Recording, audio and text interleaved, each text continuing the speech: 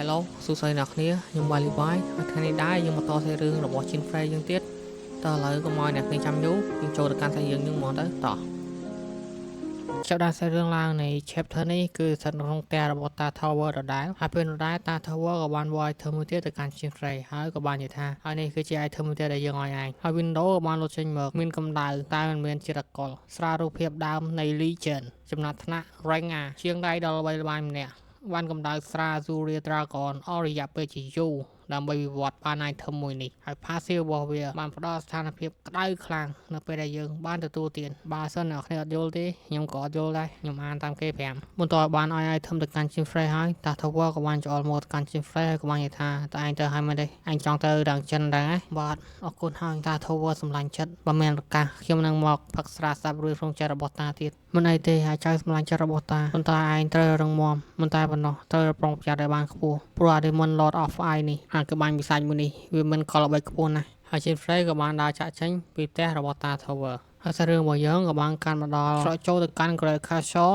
របស់ Dungeon Rank S ដែលស្ថិតក្នុង Ground 2នេះហើយមកអាកាសធាតុនៅទីនេះវាត្រជាក់ខ្លាំងណាស់តែមិនទេឥឡូវនេះខ្ញុំគួរតែផឹកស្រារបស់តា Tower ដែលគាត់បានឲ្យមកកាន់ខ្ញុំបន្ទាប់បានចប់ Chin Frey ក៏បានដកស្រានោះយកមកផឹកបន្ទាប់បានផឹកហើយគេបានថា OMG ពិតជាស្រួលខ្លួនខ្លាំងមែនតើខ្លួនខ្ញុំឥឡូវនេះវាហាក់ជាមានកម្ដៅកើនឡើងវិញហើយ Windows Chin Frey 100ស្ថិតក្នុងស្ថានភាពក្តៅខ្លាំងស្ថានភាពរបស់អ្នកនឹងបន្តក្តៅខ្លាំងក្នុងរយៈពេល100នាទីហើយឥឡូវនេះដែរខ្ញុំគិតថាខ្ញុំនឹងមកអីទេទោះបីជាខ្ញុំស៊ីបែបនេះក៏ដោយស្អីគេនោះអាមនុស្សម្នាក់នេះក្នុងស្ថានភាពរយៈបែបនេះហើយអ្វីបានគេស្លៀកពាក់ខោស្រាំងយ៉ាងនេះបើតាមយើងមើលទៅគេប្រហែលកំពុងមើលងាយភ្នំតកនេះហើយហើយមើលទៅគេទៅថាទាំងបានពាក់ហាឡូចម្លែកមួយនៅលើក្បាលទៀតផងជាក់ស្ដែងណាស់គេគឺជាអ្នកផ្សងព្រេងថ្មីថ្មោងម្នាក់ហើយណាគេក៏បានដឹងដែរគេគួរតែបានត្រៀមសម្លៀកបំពាក់រងាទៅមុនមកទីនេះមើលទៅអាក្មេងដែលពាក់ហាឡូនោះខ្ញុំគិតថាគេប្រហែលជាខ្វះគ្រឿងផ្សំទិញទួយទៀតទៅបានយកថ្នាំអាឡេសឺបាន Windows មនុស្សគ្រប់គ្នាដែលស្ថិតនៅជុំវិញខ្លួនអ្នកកំពុងគិតថាហើយបានឯងបាញ់និយាយយើងបានលើវាគ្រប់គ្រាន់ហើយហើយ Windows មួយទៀតក៏បានលុតចេញមក Time Limit 1 ម៉ោង 59 នាទីនិង 45 វិនាទីបន្តឲ្យបានងាកទៅមើល Windows នោះហើយ Chin Frey ក៏បាននិយាយថាឥឡូវនេះខ្ញុំគួរតែផ្ញើឡើងពេលវេលារបស់ Dungeon Rank S ដែលស្ថិតក្នុង Ground 2 នេះមាន limit time ចំនួន2ម៉ោងព្រោះតែរឿងនេះវាបានកើតមកលើខ្ញុំម្ដងហើយនៅពេលដែលពេលវេលាអស់អ្នកនឹងត្រូវបានបញ្ជូនចេញពី Dungeon ទាំងបង្ខំហើយដោយសារតែមានការពិន័យយ៉ាងតឹងរ៉ឹងនោះពាក់កណ្ដាលនៃ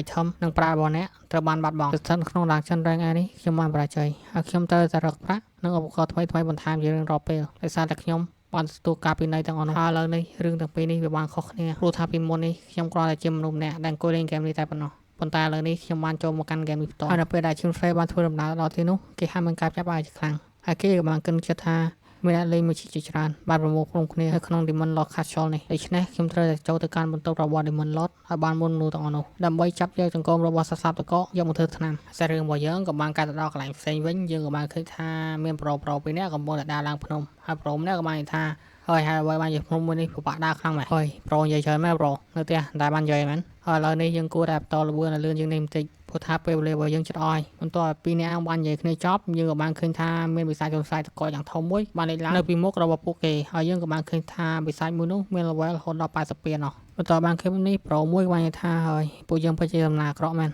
ហើយប្រូម្នាក់ទៀតក៏បាននិយាយថាហើយយើងមិនមានពេលវេលាច្រើនទៀតទេក្នុងករណីនេះយើងប្រហែលជាមិនអាចទៅដល់ Demon Lord Castle បានទេគិតអីគេហ្នឹងឥឡូវនេះក្នុងការបិសាចនេះផុតសិនទៅគិតដល់ Demon Lord Castle ស្អីគេងាប់ឆយមកឥឡូវឆាប់ចេញមេជាក៏លឿនហ្នឹងអាម៉ាក់ចាំបន្តិចតែបានឃើញអ្វីដូចយើងបានឃើញទេតែមនុស្សម្នាក់នោះវាអាចហោះបានហើយយើងមើលទៅកាន់រូបភាពហ្នឹងទៅយើងដឹងហើយមិនត្រឹមតែប្រូពីរនាក់នឹងភ្ញាក់ផ្អើលទេសូម្បីតែបិសាចក៏ភ្ញាក់ផ្អើលជាមួយ Chin Frey ដែរហើយឥឡូវនេះខ្ញុំមានអារម្មណ៍ថាខ្ញុំអត់ឆានណាខ្ញុំកំពុងតែដើរលើអាកាសដូចជាខ្ញុំបានសម្បត្តិកាន់នៅពីក្មេងចឹង Windows Skill ទី1 Free Movement Passive You can work anywhere Skill ទី1មានឈ្មោះថា Free Movement យើងអាចដើរបានគ្រប់ទីកន្លែងតែម្ដង Passive របស់វាឲ្យតែយើងចង់ដើរយើងដើរបានគ្រប់កន្លែងយកតែម្ដងចង់អញ្ចឹងហើយនៅពេល Chin Frey កំពុងបែបផ្នែកសម័យហ្នឹងយើងក៏បានឃើញថាមានវិស័យចំសាយតកជាច្រើនបានបើកការវិវត្តទៅកាន់ Chin Frey តែធ្វើឲ្យ Chin Frey មានការផ្លាស់ប្ដូរជាខ្លាំងហើយវិស័យទាំងអស់នោះមានឈ្មោះ Kunikulu តាមមិនដឹងអាចត្រូវខុសទេអញ្ចឹងខ្ញុំសូមហៅវាវិស័យចំសាយតកទៅព្រោះថារូបរាងរបស់វាដូចចំសាយបន្ទាប់បានឃើញបែបនេះ Chin Frey ក៏បានឈរឆេងកប៉ាល់យ៉ាងសាហាវគេក៏បាននិយាយថា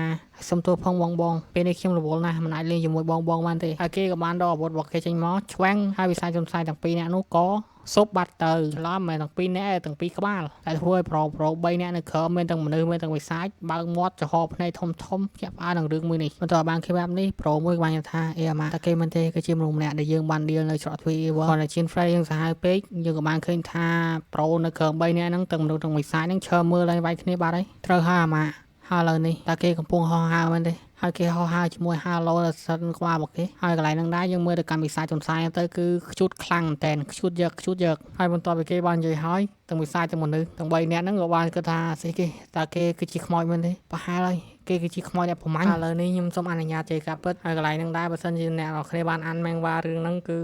សោយរឿងពោះយកតែម្ដងអញ្ចឹងបន្ទាប់ពីប្រូ2នាក់នឹងវិស័យក្បាលនោះបានគិតថាជាផ្សេងជាខ្មោចហើយយើងក៏បានឃើញថាតែមនុស្សដែលវិស័យនោះក៏បានលើកដៃសាពះហើយប្រូ2នាក់នោះក៏បាននិយាយថាអូយថ្ងៃនេះខ្ញុំសូមអ្វីច្រើនទេខ្ញុំសូមតែស្រីសក់ទេហើយកន្លែងហ្នឹងដែរអ្នកសរសេរសាច់រឿងហ្នឹងក៏បានថែមពាក្យនិយាយលេងសើចទៀតថាក្នុងគណៈពេលដែលយ៉ាប់យឺតនេះដែរមនុស្សនឹងវិស័យមិនមែនជាត្រូវគ្នាទៀតទេហើយយើងក៏បាននឹងថានៅពេលជាផ្សេងកំពុងដើរលើអាកាសហ្នឹងគេក៏បានលើពីប្រូ2នាក់នឹងវិស័យក្បាលនោះគិតដែរហើយឡើយនេះដែរសាច់រឿងរបស់យើងក៏បានកម្មដល់ Casual Demon Lord Ormo ហើយយើងក៏បានឃើញថាជាផ្សេងកំពុងតែដើរលើអាកាសដែរហើយពេលនោះគេក៏បាននិយាយថាអូរ៉ាឥឡូវនេះខ្ញុំអាចធ្វើបានហើយខ្ញុំបានធ្វើដំណើរមកដល់ទីនេះក្នុងរយៈពេល5នាទីវាមិនអាក្រក់ពេកទេបន្ទាប់បាននិយាយចប់ជីនហ្វ្រេរបស់យើងក៏បានងាកទៅឃើញមីលាដែលជាប្រពន្ធ admin បន្ទាប់បានឃើញបែបនេះជីនហ្វ្រេក៏បាននិយាយថា what អីគេហើយអ្វីបានជានាងម្នាក់នេះស្ថិតនៅទីនេះដែរហើយខ្ញុំហ៊ានផ្ដោតថាឥឡូវនេះនាងកំពុងតែស្វែងរក item អត់កំបាំងខ្ញុំមានអារម្មណ៍ថារឿងនេះនឹងរំខានខ្ញុំខ្លាំងណាស់បើសិនជាខ្ញុំទៅពាក់ព័ន្ធជាមួយនាងផ្សេងទៀតបាននឹងថានាងបាន clear អាយកាសឆនេះបានយូរមកហើយប៉ុន្តែឥឡូវនេះនាងមកទីនេះដើម្បីធ្វើអ្វីហើយនាងក៏បាននិយាយថាខ្ញុំបានលើថាបរមម្នាក់នោះបានចូលទៅកាន់កាសឆប៉ុន្តែនេះគឺជាកន្លែងដែល Demon Lord នៅលើពីនេះអ្នកសំព្រេងទាំងអស់មិនអាចស្ថិតនៅក្នុងដាងឈិននេះលើពី2ម៉ោងបានទេប៉ុន្តែខ្ញុំគិតថាបរមម្នាក់នោះអាចនឹងធ្វើបានបន្តមីលេបានយកដៃទៅប៉ាបតុងនោះហើយយើងក៏បានឃើញថាទ្វារនោះបានខ្ទេចបាត់ហើយបន្តបានឃើញបែបនេះជាង Frey បាននិយាយថា wow OMG ខ្លាំងមែនហើយពេលនោះ window បានលុបចេញមកអ្នកបានចូលទៅក្នុង The Demon Lord Ormo Castle ហើយខ្ញុំបានគិតទុកមុនហើយថានាងម្នាក់នេះខ្លាំងជួយម្រាយខ្លាំងហើយវាគ្មានអ្វីចម្លែកទេវាជារឿងធម្មតាទេយើងត្រូវការពេលយូរណាស់ដើម្បីដោះស្រាយជាមួយអន្ទាក់ដែលស្ថិតនៅលើទ្វារនេះប៉ុន្តែពេលនេះខ្ញុំសំណាងខ្លាំងណាស់ដែលមាននារីដ៏ស្អាតមីលាបានជួយដោះស្រាយវាមកឲ្យខ្ញុំហើយពេលនោះដែរក៏មានវិស័យសំសាយទៅកប់ពីក្បាលមកទីនេះដើម្បីជិមហ្វ្រេចាប់ធ្វើសុបទៀតបន្ទាប់បានឃើញបែបនេះជិមហ្វ្រេក៏បានដកយកបីជើងដែលតាទៅធ្វើឲ្យយកមកពាក់ Window Skill ទី2 Lightning Speed អ្នកអាច teleport បានទៅគ្រប់ទីកន្លែងក្នុងចម្ងាយ100 យ៉ាតប៉ុន្តែក្នុងរយៈពេល1ថ្ងៃនេះអាចប្រើបានតែ5ដងតែប៉ុណ្ណោះហើយជីនហ្វ្រេក៏បាន teleport ចេញទៅដែលធ្វើឲ្យវិស័យទន្សាយទាំងអស់នោះបានវាយខ្យល់ឥឡូវនេះដែរជីនហ្វ្រេក៏បាន teleport មកដល់ស្រកទ្វារមួយកន្លែង Window អ្នកបានចូលមក The Demon Lord Ormo Castle ជាន់ទី9នៃវិសាលធំនេះចំពីមុខទ្វារ The Frozen Winter Room បន្ទាប់បានដឹងបែបនេះជីនហ្វ្រេក៏បាននិយាយថា Alright ជារបស់ item មួយនេះបាននាំខ្ញុំមកដល់ទីនេះត្រូវហើយបើសិនជាខ្ញុំចង់ទៅ The Demon Lord Roomដែលស្ថិតក្នុងជាន់ទី10ខ្ញុំទៅតែ clear mini boss ដែលស្ថិតនៅជាន់នេះបន្តបានគិតហើយគេបានបើកទ្វារដែលចូលទៅកាន់បន្ទប់នោះហើយគេក៏បានបន្តគិតទៀតថាខ្ញុំមិនដែលបានប្រើ item scanner នេះក្នុងការបញ្ចូលណាមួយឡើយប៉ុន្តែមកទេឥឡូវនេះខ្ញុំគួរតែ clear mini boss នេះឲ្យបានលឿនហើយសម្រាប់ chapter មួយនេះខ្ញុំសូមចប់ដំណឹងហើយព្រោះថាមិនភ្លៀងទៀតហើយភ្លៀងរាល់ថ្ងៃតែម្ដងពិបាកធ្វើរឿងខ្លាំងមែនតើប៉ុន្តែអ្នកគ្នាប្រហែលមិនបានលើសលេងទឹកភ្លៀងទេព្រោះថាខ្ញុំនិយាយដាក់ម៉ៃអញ្ចឹងវាជួយកាត់ noise បានច្រើនប៉ុន្តែខ្ញុំនៅក្រៅនេះវិញអត់មានស្អីកាត់ noise ខ្ញុំទេគឺចង់បែកក្រាតជាអីដោយសារតែបន្ទប់ជួលខ្ញុំហ្នឹងនៅលើហើយព្រួយរបស់បន្ទប់ជួលខ្ញុំហ្នឹងគឺជាប់ដបសង្កសីគេហើយអារម្មណ៍មួយហ្នឹងប្រហែលអ្នកគ្នាបានដឹងអីគឺថ្លង់ខ្លាំងមែនតើចង់បែកក្រាតជាអីគឺបាត់ព្រួយមិនក៏វាអត់បាត់លើដែរតើឥឡូវយើងនិយាយប៉ុណ្ណឹងបានហើយព្រោះថាគ្មានណាចង់ដឹងយើងទេហើយមួយទៀតអ្នកគ្នាបើសិនជាមានវិណាចង់ join ក្រុម Telegram អីលេងនៅក្នុង description អាច join បានគ្មានគិតលុយគ្មានអី free ក្រុមនិយាយគ្នាលេងអញ្ចឹងក្រោយខ្ញុំបាត់ Levi Prosmos bye